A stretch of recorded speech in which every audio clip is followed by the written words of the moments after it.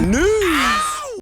Okay, we'll start with this. It has been officially announced that former champion Ebanie Bridges will be making her ring return early next year in January on the undercard of Serrano vs. Cruz 2, opposite the ring America's own Alexis Araiza. Ebanie Bridges, now 39 years old, in what will be her first fight in 2 years, last in action in December of 2023 when she lost the blue belt to Miyo Yoshida. She sat out all of 2024, all of this year, and she is set to return to action early next year against 35-year-old Alexis Araiza, an orthodox fighter. Sports a professional record of 3 wins with 2 losses and 1 draw, 1 recorded knockout, having never been knocked out in 6 professional bouts, noticeably less experienced than the former champion. Needless to say, this is a tune-up fight, and Ebanie Bridges, after 2 years out, so desperately needs one. Sporting a professional record of 9 wins with 2 losses and no draws, 4 knockouts, having never been knocked out in 11 professional bouts. Ebanie Bridges is best described as a come-forward pressure fighter, favoring close quarters fighting, hooks, looping shots over the top, uppercuts up the middle. She's a pressure fighter, an entertaining one, win or lose, but the caveat with being a pressure fighter is that it's not a style where you can age gracefully. It's a physically demanding style, a physically taxing style, to be the one always coming forward, always throwing punches and bunches, always pushing the action. At 39 years old, can Ebanie Bridges go back to that? She's going to try to with Alexis Araiza in a few weeks' time, who was last in action in July of this year opposite the ring Nayeli Rodriguez, who beat her over 6 rounds. This contest with Ebanie is scheduled for 8 in the women's bantamweight division, where Shernika Johnson holds all 4 alphabet titles and Dina Thorsland still is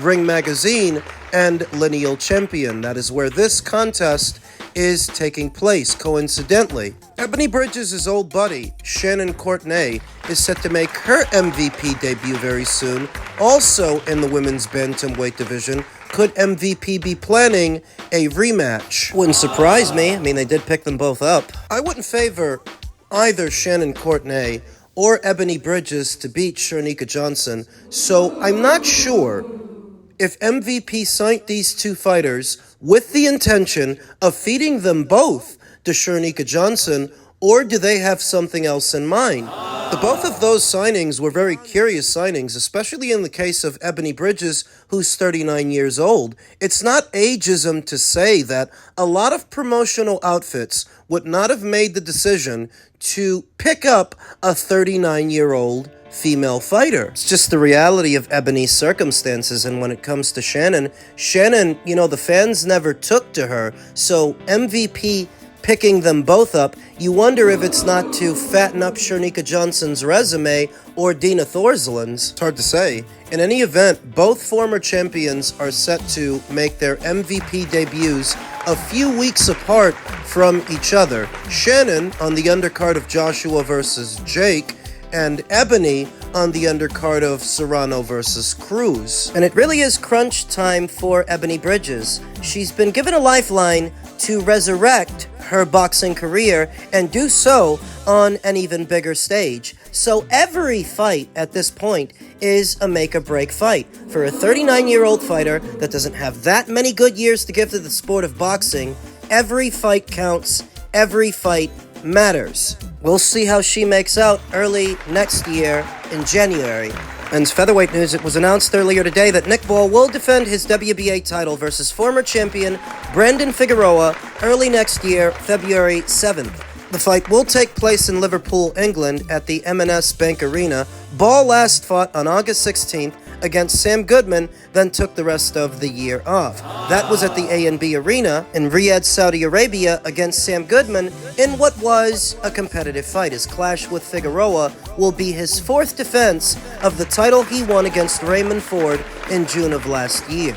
Figueroa, 26-2 with 1 draw and 19 knockouts, hasn't been in action since his own UD win over Joet Gonzalez on the undercard of Pacquiao vs. Barrios this past July. And I saw that fight. Brandon was very, very lucky to walk away with a decision in that thing, because in my purview, Joette won the fight, but Joette ain't the house fighter. You know the vibes. The Texan is a former junior featherweight and featherweight champion. He lost his WBC featherweight title to Stephen Fulton earlier this year in February. The pair also fought for unified honors at 122 in November of 2021, with Figueroa losing by majority decision. Promoter Frank Warren said, "We're delighted to be going back to Merseyside early next year for another signature Nick Ball world title fight at the M&S Bank Arena, Liverpool. Nick always delivers entertaining, hard-hitting fights, and this one promises to be no different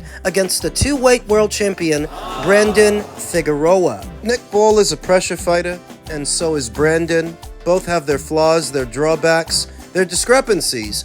Brandon is noticeably taller than Nick Ball. The height differential in this thing makes for a David and Goliath kind of situation. Except that here, David would be the defending champion, and Brandon would be the challenger. I've never been a proponent of Brandon's boxing. Brandon fucking sucks. Kid's terrible. Fights going down in Liverpool, giving Nick home field advantage. So not only is he the house fighter, he's the home fighter. So don't expect him to get any calls on his dirty boxing. By now, anybody familiar with Nick Ball knows he's a dirty son of a bitch. You've seen him. Judo tosses, pushing down his opponents. Don't expect him to get called for it in Liverpool. Aesthetically, it makes for a great fight. You don't often see pressure fighter versus pressure fighter. In spite of Brandon Figueroa's flaws, a fight between him and Nick makes for sure action. Now, there was a time where a PBC guy like Brandon Figueroa traveling to the United Kingdom to box on a Queensbury promotion show would have been a preposterous suggestion. But times have changed, and those PBC fighters have to take their opportunities wherever they come. It's been obvious for a while now that the PBC can no longer afford to operate as an island. They don't have the resources to do that. So Brandon Figueroa going to the UK for this opportunity heralds how much things have changed. Look for this early next year. Canelo and Crawford was indeed for the undisputed.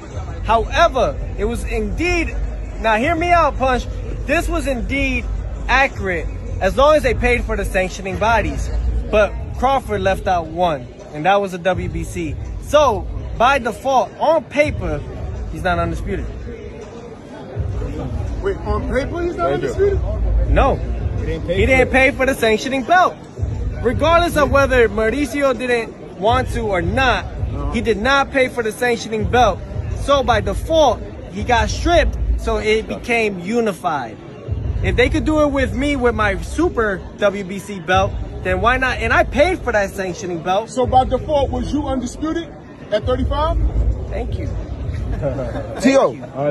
T.O. It's another lame attempt from Teofimo Lopez to take a shot at Terence Crawford, tear down his legacy that far exceeds anything that Teofimo Lopez has done, saying that because he didn't pay the sanctioning fee for the green belt, technically, he's not undisputed. Or he wasn't. What debunks that claim is that if Terence Crawford weren't undisputed after beating Canelo Alvarez, the World Boxing Council would have had nothing to strip him of. That they had to strip him of the WBC title means that at least momentarily, he was in possession of it, and he was undisputed, in possession of lineal status, the Ring Magazine title, and all 4 alphabet titles, because if he didn't have all of them, then the World Boxing Council wouldn't have had anything to strip him of. He was undisputed. Albeit for a short while. Now, why does Teofimo still make it his mission to take shots at Terence? Because he's a corny little Spanish dude. That's what corny little Spanish dudes do. They try to toggle between identities. For a moment,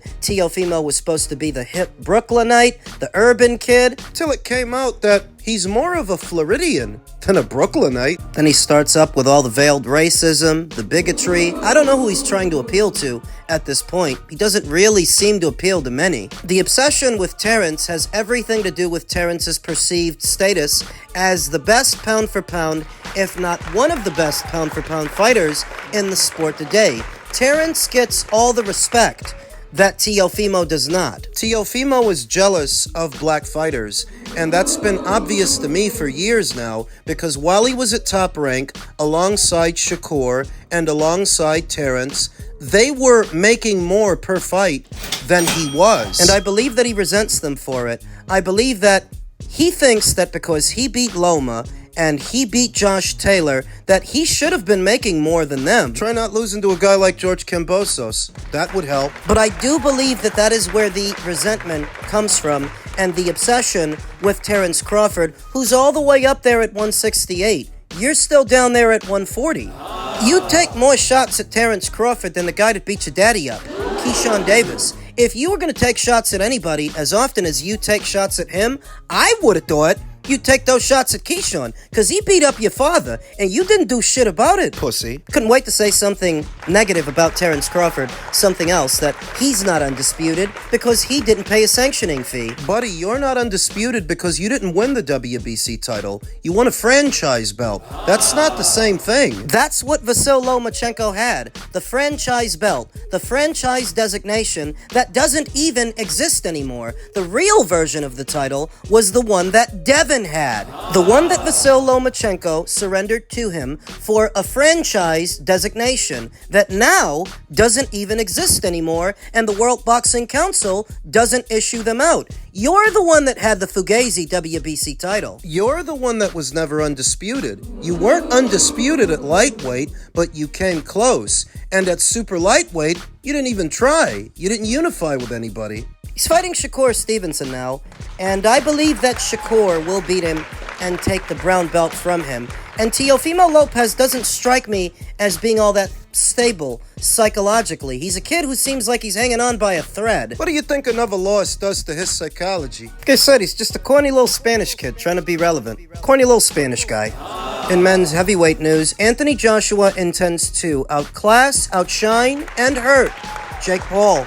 If there were any thoughts that Anthony Joshua would take it easy on Jake due to some rumored language in his contract, the former two-time unified heavyweight champion made it clear he would be doing no such thing when they meet on December 19th at the Kaseya Center in Miami, live on Netflix. I don't know how to take it easy on an opponent, Joshua told ESPN.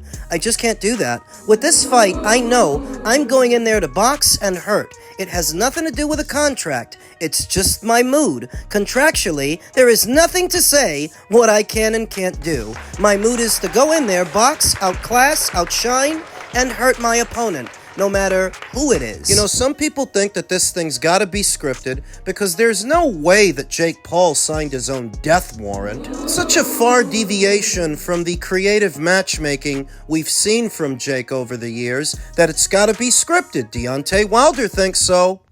You know, for me, in my opinion, I think it's scripted a little bit because, you know, of the weight difference, and, you know, Joshua is a former, you know, champion.